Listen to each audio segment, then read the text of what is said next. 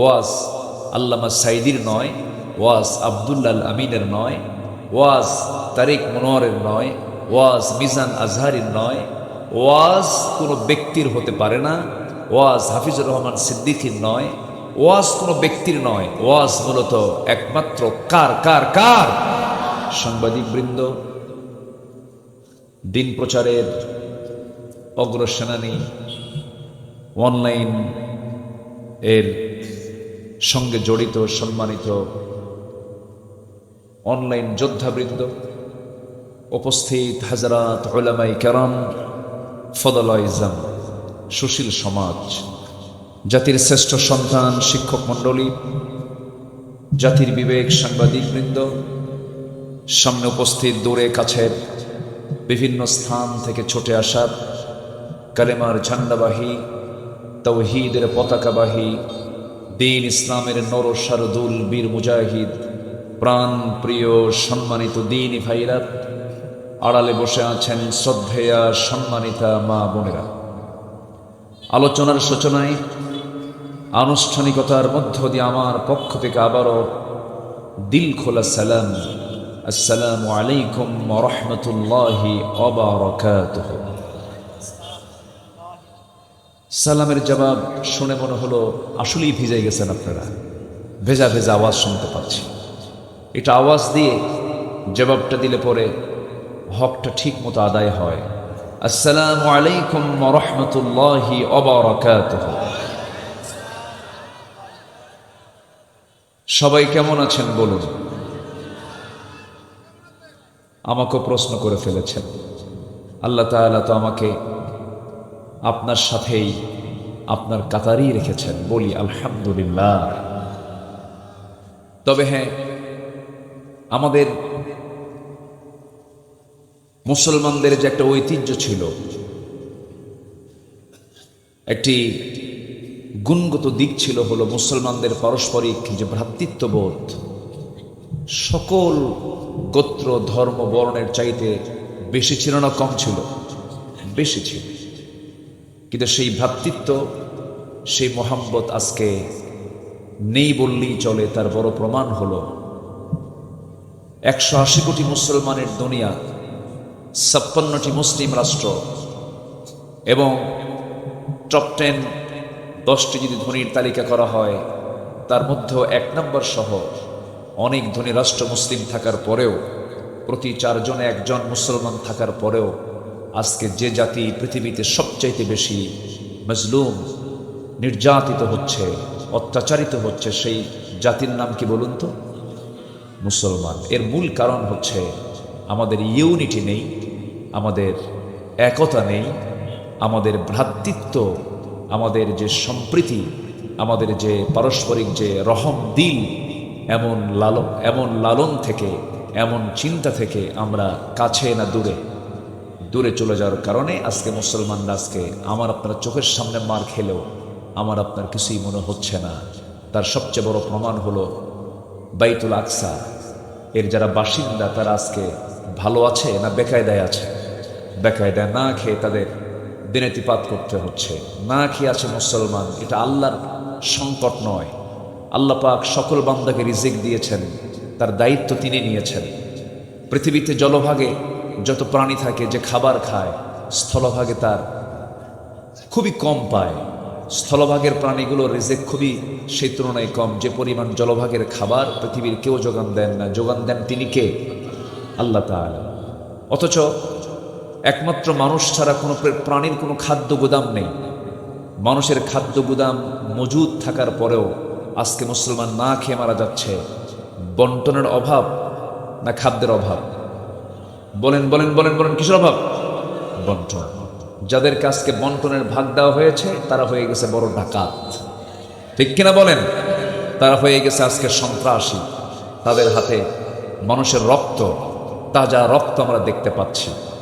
সম্মানিত ভাইয়েরা, এই জন্য আমি শুরুতেই বলতে চাই, আমাদের এই সংকটটা আমরা দূর করার চেষ্টা করব। আমাদের দিলের মধ্যে যদি হিংসা আসে, ভাবতে হবে আপনার ভিতরে ইমানের ক্যান্সার ঢুকে গেছে। দিলের মধ্যে যদি আপনার অন্যের ভালো সহ্য যদি না হয়, পরশ্রী কাতরতা সম্পন্ন যদি দিল তৈরি হয়, হিংসা যদি হয়, গীবত যদি মুখে আসে, মিথ্যা যদি আসে, ছলচাতুরির চিন্তা যদি মাথায় আসে, ভাবতে হবে ইমানের কি ধরেছে? ক্যান্সার ধরেছে। আমরা এগুলো থেকে নিজেকে মুক্ত রাখার চেষ্টা করব। জোরে বলি ইনশাআল্লাহ। আমাকে মাহফিল কমিটি বলেন, হুজুর আজকে মাহফিল হচ্ছে না, মানুষ আসবে কেমনে, বসবে কেমনে? আসলে এই সময়ে আরো আজকে কি হঠাৎ বৃষ্টি না আগের থেকে হচ্ছে? আগের থেকে, আজ থেকে আরো 7-8 দিন আগের থেকে এই নিম্নচাপ শুরু হয়েছে। উচিত ছিল এতগুলো মানুষকে আমরা দাওয়াত দিলাম, অন্তত তাদের বসার জায়গাটা একটু হলেও শুকনো রাখার ব্যবস্থা। আমি আগেই বলে দিয়েছি যে একটু ত্রিপল করে হলেও, একটু ত্রিপল দিয়ে যেন কিছু মানুষ বসতে পারে, এবং মঞ্চটাকেও ত্রিপল দিয়ে একটু ঢেকে রাখলে সামান্য বৃষ্টিতে মাহফিলটা সম্পূর্ণ হয়ে যায়। একটু প্ল্যান করলেই হয়তো বা হতো। যাই হোক, যেটা হবার হয়ে গেছে। একটু কাক ভেজার মতো হচ্ছে, একটু কষ্ট হচ্ছে। এই কষ্টকে আমরা মনে করব বরকত। আমরা শুনবো শেষ পর্যন্ত। জোরে বলি ইনশাআল্লাহ, আর জোরে বলি ইনশাআল্লাহ। সম্মানিত উপস্থিতি, আমার পূর্বে খুব সুন্দর আলোচনা হয়েছে। আমি শেষ ক্লাসে উঠেছি। আমি খুব বেশি সময় জেনে তা না, তবে আজকে আমি খুবই খুশি, সুসময় আজকে মাহফিলে মঞ্চে উঠতে পেরেছি। লেখা থাকে পোস্টারে প্রধান বক্তা, কিন্তু মাহফিলে এসে হয়ে যায় শেষ বক্তা। কি হয়ে যায়? শেষ বক্তা। মানে এমন সময় উঠায় যে সময় মানুষের যাওয়ার সময় হয়, ঘুম চলে আসে, প্রকৃতির চাপ চলে আসে, অনেক টেনশন থাকে। কিন্তু আজকে আমরা মোটামুটি টেনশন মুক্ত হয়ে আজকে আমরা আলোচনা করব এবং শুনব। এত আস্তে ইনশাআল্লাহ বললেন যে জোরে বলি ভাই ইনশাআল্লাহ। সম্মানিত ভাইয়েরা, আমি আলোচনার সূচনায় আমার অভ্যাস অনুযায়ী কোরআনে কারীমের গুরুত্বপূর্ণ একটি সূরা, সূরাতুল আহজাবের শেষ দিকের কয়েকটা আয়াত আমি তেলাওয়াত করেছি। এই আয়াতগুলোকে সামনে রেখে কিছু কথা বলতে চাচ্ছি। আমাকে সময় দেওয়া যাবে তো? জোরে বলি ইনশাআল্লাহ। আমরা এখানে বসেছি, এখানে বসলে আমাদের লস আছে না লাভ আছে? লাভ হলো, এটা মাথায় রাখবেন। যতক্ষণ বসবেন আপনি, ততক্ষণ আপনার আমল থেকে গুনাহগুলো ঝরতে থাকবে। যতক্ষণ বসবেন আপনি, কোরআনের বরকতে আল্লাহ পাক আপনার আমল নামায় সবগুলো প্লাস করতে থাকবেন। তাহলে বলুন তো, এই মুহূর্তে এই এলাকায় এর চাইতে বরকতময়, এর চাইতে রহমতে ভরা, রহমতে ঘেরা কোন জায়গা কি দ্বিতীয়টা আছে বলেন কোথাও? অতএব এখান থেকে আমরা বিনা ওজরে উঠে যাওয়া মানে রহমত থেকে বঞ্চিত হয়ে যাওয়া। আমরা কোরআনের বরকতে ধন্য হতে চাই। জোরে বলি ইনশাআল্লাহ। আমি আর ওইদিকে বেশি যাচ্ছি না, বলে ফেললাম। আমরা শেষ তক, শেষ অবধি আমরা থাকব। আল্লাহ কবুল করুন। সম্মানিত ভাইয়েরা, আমি যেখান থেকে তেলাওয়াত করেছি, আল্লাহ পাক ইমানদার দিকে ডাক দিচ্ছেন। ডাক দিয়ে কিছু ওয়াজ করছেন। ওয়াজ কি বান্দার না আল্লাহ? আপনারা কার ওয়াজ শুনতে আসছেন? আব্দুল্লাহ আল আমিনের? হ্যাঁ, ভালো করে কর। আব্দুল্লাহ আল আমিনের না আল্লাহর ওয়াজ? ওয়াজ কিন্তু আল্লাহ, আমার মুখ দিয়ে ডেলিভারি হচ্ছে। ওয়াজ কিন্তু কোনো ব্যক্তির না, ওয়াজ হচ্ছে মূলত কার? আল্লাহ। আল্লাহ রাব্বুল আলামিন বলেন, ইন্নাল্লাহা ইয়া'মুরু বিল আদলি ওয়াল ইহসানি ওয়া ইতা'i যিল কুরবা ওয়া ইয়ানহা আনিল ফাহশাই ওয়াল মুনকারি ওয়াল বাগি ইয়া'ইযুকুম লা'আল্লাকুম তাযাক্কারুন। জোরে বলুন আল্লাহু আকবার। আল্লাহ তোমাদের ওয়াজ করছেন যেন তোমরা স্মরণ করতে পারো। আশা করা যায় তোমরা এগুলো খেয়াল করবে, লক্ষ্য করবে। তাহলে ওয়াজ কোনো ব্যক্তির নয়, ওয়াজ আল্লামা সাইদির নয়, ওয়াজ আব্দুল্লাহ আল আমিনের নয়, ওয়াজ তারিক মনোয়ারের নয়, ওয়াজ মিজান আজহারির নয়। ওয়াজ কোনো ব্যক্তির হতে পারে না। ওয়াজ হাফিজুর রহমান সিদ্দিকীর নয়। ওয়াজ কোনো ব্যক্তির নয়। ওয়াজ মূলত একমাত্র কার? কার? কার? এই আল্লাহর ওয়াজ 16 বছর আরামে আমাদেরকে করতে দেয়নি। এখন কোনো থানাও লাগে না, কোনো জঙ্গিবাদের তোকমাও লাগে না, উস্কানি, নাশকতা, এই সমস্ত কথা আমাদের কানে আসে না। এই 1 বছর পার হলো, কোথাও কি জঙ্গির অভিযান হয়েছে? তাহলে বলেন তো, যদি জঙ্গি থাকতোই এর মধ্যে 2-1টা ঘটনা তো ঘটার কথা। কিন্তু এই নাটকগুলো 16 বছর দেখেছি, এখন আর সেই নাটকগুলো নাই। কেন জানেন? নাটকের যিনি নাট্যকার তিনি এখন দিল্লি গিয়ে বসে আছেন। আসতে কন কেন, জোরে বলুন ঠিক কিনা? টুপি, দাড়ি, কোরআন, ইসলাম, দিন, এগুলো নিয়ে যারাই ষড়যন্ত্র করবে, ইতিহাসের তার আস্থা করে নিক্ষিপ্ত হবে। তার প্র্যাকটিক্যাল ইতিহাস আমরা বইয়ে পড়লাম না, চোখে দেখলাম। বইয়ে পড়লাম না, চোখে দেখলাম। চোখে দেখলাম। এই জন্য ইসলাম, কোরআন, দিন, শরিয়া, এগুলো নিয়ে কোনো ষড়যন্ত্র যেই করবে সেই গর্তে পড়ে যাবে, শেষ হয়ে যাবে। কত রাজা মহারাজা, ফেরাউন, নমরুদ, হামান কত কি করেছে বলেন তো, কেউ কি টিকতে পেরেছে? ইসলামকে কেউ দাবিয়ে রাখতে পারবে না। আমি থাকবো না, আপনিও থাকবেন না, আমিও চলে যাব, আপনিও চলে যাবেন, কিন্তু ইসলাম বিজয়ী হবেই। ঠিক কিনা বলেন? ইসলাম কারো বাবার না, ইসলামটা কার? ইসলাম কার? এর বিরুদ্ধে চারণ করে কোনো লাভ নেই। যাই হোক, আসুন আমরা মূল আলোচনার দিকে যাচ্ছি। আমরা হিংসামুক্ত হব তো নাকি? আজ থেকে হিংসামুক্ত হব। আপনার গ্রামে কেউ জমি কিনলো, আপনার কি হিংসা হবে? হিংসা হয় না? হয় কি না? জমি কিনে একজন, ঘুম হয় না আরেকজনের। এর কাম হলো, কাম হয়েছে, ও জমি কিনে ফেললো, আমার পাশের জমি, হাই রে হাই করলো। গ্রামের একটা ছেলে ভালো চাকরি পেয়ে গেছে, বড় কর্মকর্তা হয়ে গেছে, আরেকজনের ঘুম হয়। আছে কিনা বলে? এটাই ভালো না এরকম বলা ভালো? আল্লাহ তার ছেলেকে বড় করেছ, আমার ছেলেকেও বড় করো। সে জমি কিনেছে, আমাকেও সম্পদ হালাল পথে অর্জন করার তৌফিক দিয়ে দাও। দেখেন তো কত সুন্দর হয়ে গেল।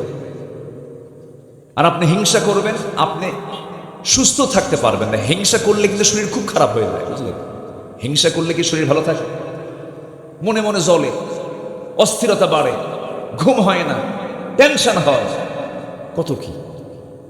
নিজের মনকে আমরা অভাবমুক্ত রাখবো, দেখবেন মন অনেক ভালো থাকবে। নিজেকে অভাবমুক্ত রাখলে সেই লোকটার চেয়ে সুখী মানুষ পৃথিবীতে আর দ্বিতীয়টা খুঁজে পাওয়া যাবে না। বলি আলহামদুলিল্লাহ। সম্মানিত ভাইয়েরা, আসুন আমরা সুন্দর করে আল্লাহর কিছু কথাগুলো শুনি। আমার আল্লাহ ইমানদার যারা বান্দা হবে তাদের কিছু চারিত্রিক গুণ কোরআনের বিভিন্ন জায়গায় খুঁটে খুঁটে আমরা বের করে আনবো। বিভিন্ন জায়গায় তিনি চারিত্রিক কিছু গুণ তিনি তুলে ধরেছেন। আমি এখান থেকে 15টা চরিত্র, ইমানদারের চরিত্র কয়টা বলবো? 15টা চরিত্র আজকে আমি একটা একটা করে একটু বলতে চাচ্ছি। ওমা তৌফিকি ইল্লা বিল্লাহ। আসুন আমরা মূল আলোচনার দিকে চলে যাই।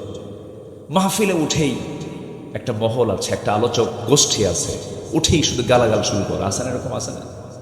উঠেই মনে করেন শুরু হয়ে গেল শব্দ বোমা। কি বোমা? শব্দ বোমা। এমন জোরে চিৎকার, হুঙ্কার, মানে তাবু টাবু ফেটে শেষ হয়ে যায়। না, আমরা মাহফিলের জায়গায় রাখবো, জনসভাকে জনসভার জায়গায় রাখবো। কি আসতে কোন কেন? জনসভা, সেখানে একরকম মেজাজ কাজ করে, আর তাফসীর মাহফিলে আরেক রকম মেজাজ সৃষ্টি করা দরকার। জাতিকে কোরআনের মূল তথ্য, মূল মেসেজ দেওয়া দরকার। মূল মেসেজ দেওয়ার জন্য চিৎকার করা লাগে না। মাহফিলে একটা ভাবগম্ভীর পরিবেশ সৃষ্টি দরকার। কিছু কিছু আলোচক আছেন, আলোচনার ভিতরে এত হাসি যেন একটা রঙ্গমঞ্চ বানিয়ে ফেলেন মাহফিলটাকে। আসতে কন কেন? হাসির ঠেলায় পেটের চামড়া ব্যথা হয়ে যায়। না, মাহফিলের সৌন্দর্য এগুলো নয়। মাহফিলে হাসি থাকবে না কান্না থাকবে? হালকা কথা না গভীর কথা? বলেন, মাহফিলে থাকবে হালকা কথা না গভীর কথা? গভীর কথা থাকবে, যেন দিল আসর করে, দিলে প্রভাব সৃষ্টি করে, আখিরাতের চিত্র যেন বান্দার মধ্যে যেন চিত্রায়িত হয়ে যায়, পরকাল ভীতি যেন চলে আসে। এগুলো হচ্ছে মাহফিলের আলোচনার বৈশিষ্ট্য থাকা উচিত। আলোচকদেরকে এগুলো বোঝারও তৌফিক দান করুন, জোরে বলি আমিন।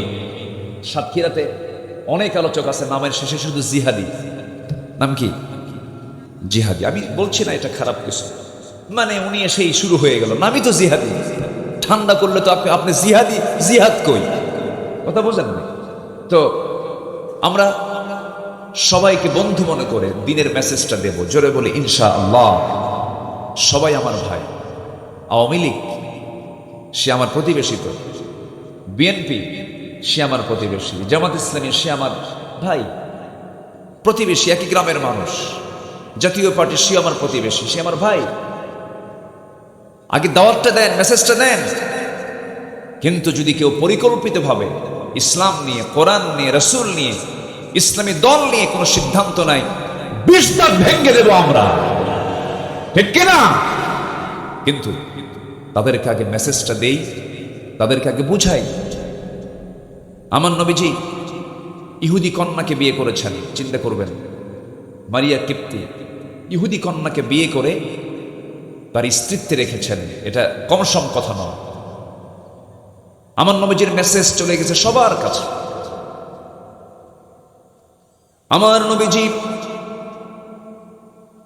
মসজিদের ভেতরে বসে আছেন, এমন একজন ব্যক্তি এসে, ইহুদি এসে নবীর সামনে পেশাব করছে, দাঁড়ায়া দাঁড়ায়া, এঁকে বেঁকে, হেঁটে হেঁটে পেশাব করছে। ওমর ফারুক সেটা দেখে ফেলেছেন। বলুন তোমার ফারুক দেখলে পরে কি বের হবে হাতে?